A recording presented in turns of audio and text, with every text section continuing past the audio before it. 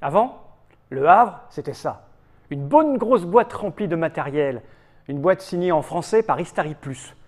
Et maintenant, le Havre, c'est ça. Une version électronique virtualisée dans un iPad. Ça vient d'arriver. C'est cool parce qu'il y a une musique comme au Havre.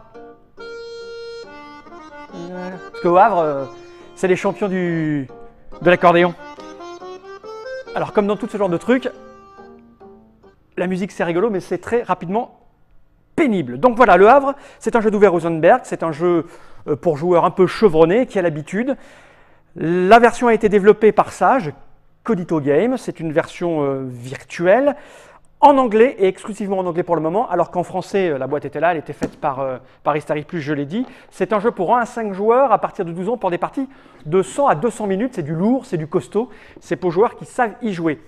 Le truc, c'est que cette virtualisation n'est pas sans poser quelques petites difficultés pour ceux qui ne lisent pas l'anglais, car je ne comprends pas comment on peut réussir à s'en sortir en lisant la règle sur la machine et sans y avoir joué. Personnellement, pour pouvoir y jouer, j'ai dû me refader la règle de là-dedans, sinon je ne m'en sortais pas. Donc on va quand même faire le tour du propriétaire. Je vais poser cette petite boîte par ici, éloignée par devers moi, et on va regarder un petit peu comment fonctionne et comment se présente cette petite version. Donc c'est en anglais, on l'a dit, il y a une aide. Quand on va cliquer là, on va avoir les règles, je l'ai dit. Donc c'est pas des règles à la Days of Wonder, c'est tout simplement du texte, donc c'est un peu rébarbatif. C'est tout en anglais, donc voilà, si vous ne lisez pas l'anglais, c'est mort. Vous avez une fac qui va vous expliquer un petit peu quoi, comment, pourquoi. Pareil, c'est en anglais, ça vous explique un petit peu tous les bâtiments. Vous avez les bateaux qui sont expliqués, puisqu'il est question de bateaux, puisqu'on est au Havre, c'est ça qui est cool. Le truc, c'est de regarder comment ça fonctionne quand on joue. Alors les options, comme d'habitude, on va régler le volume, les effets sonores, les animations, tout ça, mais on s'en fout. On va regarder comment ça se présente, on appuie sur Play, on a 3 possibilités. Avoir un tutoriel qui va un petit peu vous expliquer comment ça fonctionne. Je vous prie de croire que quand vous n'avez jamais joué au jeu, le tutoriel est un peu important à lire. Mais bon, quand on ne maîtrise pas l'anglais, donc ça vous explique un petit peu ce qu'on va faire, comment, pourquoi, de quoi il est question.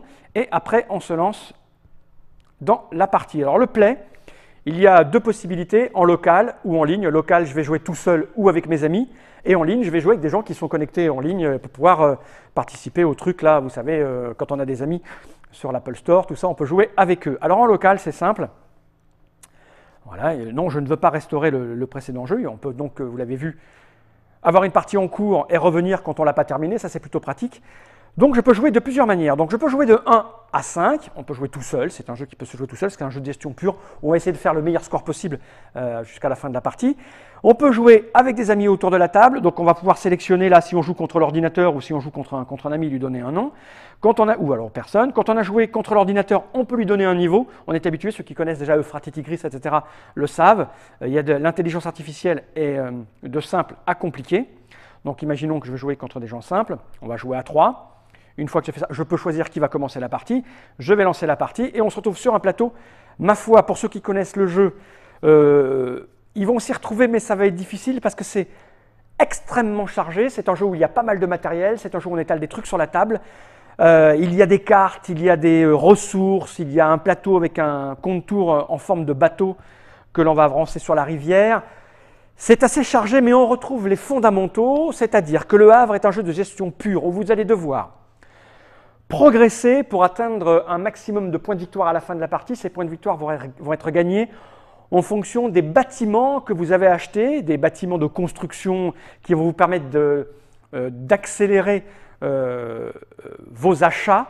C'est-à-dire que c'est purement un jeu où vous allez acheter un bâtiment qui va vous permettre d'accélérer l'achat d'autres bâtiments qui vont vous rapporter des points de victoire, mais qui vont vous permettre aussi de prendre des ressources que vous avez à l'état brut de ressources, comme de la terre, de la glaise, et en faire des briques.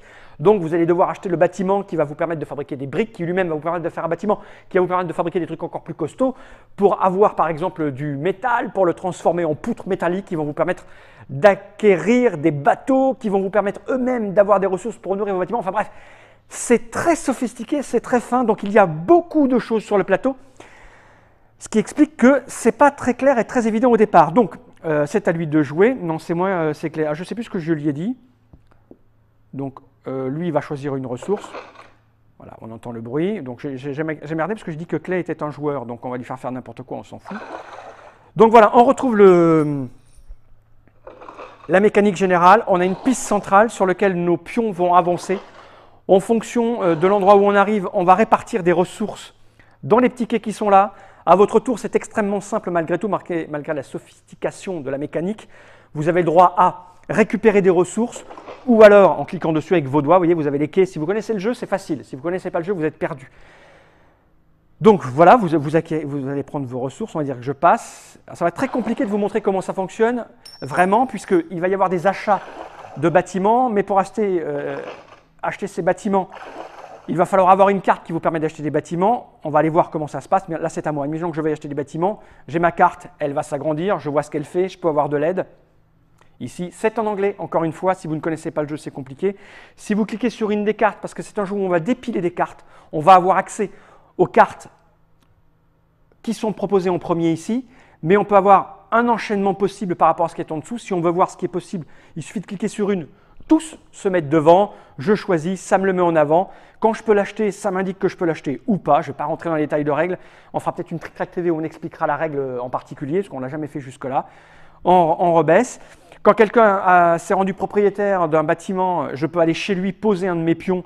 Voilà, je vais dire que je vais là, tiens, use, je vais l'utiliser, je vais aller mettre mon pion dessus. Il faut que je sélectionne, je peux construire. Mais là, je n'ai pas les ressources pour, donc c'est un peu n'importe quoi, c'est ridicule. Mais on comprend qu'au fur et à mesure, il va y avoir beaucoup de choses à lire. Donc c'est réparti à droite à gauche. Les bateaux que l'on va avoir à la construction vont être ici. Je vais pouvoir les sélectionner pour les construire. Donc c'est un jeu de gestion pure. En 18 tours, une fois qu'on va atteindre le dernier tour ici, il va falloir nourrir ces petits personnages. Donc il va falloir récupérer des ressources, parfois les utiliser en énergie pour acheter des choses ou pas. C'est assez complexe. La chose que je peux vous dire, c'est que si vous n'avez jamais pratiqué le jeu en vrai, ça va être extrêmement difficile de vous y mettre. Ce n'est pas évident du tout, il va falloir vous fader la règle qui n'est pas évidente en anglais. Si vous avez joué au jeu, vous allez vous y retrouver, c'est très plaisant.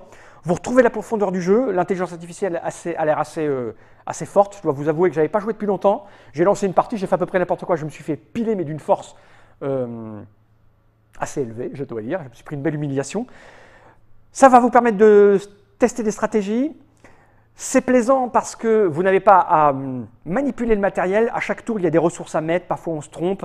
Par contre, ce qui est pénible, c'est la lecture. Vous êtes obligé de cliquer sur des boutons, de savoir où vous en êtes. Quand vous ne connaissez pas le jeu, vous allez être noyé. Par contre, quand vous connaissez le jeu, ça remplit efficacement les besoins pour lesquels il est là. Jouer tout seul, jouer avec l'intelligence artificielle. Je dois vous avouer que jouer avec des gens en vrai à la table, je préfère ouvrir le matériel et le déposer sur la table parce qu'il est toujours plus plaisant d'entendre ses camarades réfléchir. Oui, entendre ses camarades réfléchir, c'est une chose qu'on est capable de faire quand on regarde où son œil se pose, quand on est attentif un petit peu aux réflexions qu'ils font parce qu'ils ne sont pas contents parce que vous avez fait quelque chose, un move qui ne leur plaît pas. Ça vous aide à savoir où ils veulent aller. La version là ne parle pas. Passer le plateau à un adversaire, c'est pas super plaisant parce qu'il va le prendre devant lui pour regarder où il en est. Vous ne pouvez pas étudier pendant qu'il est en train de regarder le plateau ce que vous allez faire. Donc pour jouer avec des amis, je conseillerais la vraie boîte qui est beaucoup plus agréable. Pour s'entraîner, pour jouer dans le train, pour jouer le soir dans son lit quand on n'a pas d'amis, c'est plutôt pas mal, c'est pas très cher, je dirais aux alentours de 4 €, 3,90 €, quelque chose comme ça. C'est Le Havre, version virtualisée. On va remettre la petite musique parce que je trouve ça rigolo, mais je vais vous quitter. On va exit. Alors on peut revenir en arrière, hein. Quand on a fait un sale coup, il y a des Undo, c'est plutôt pas mal.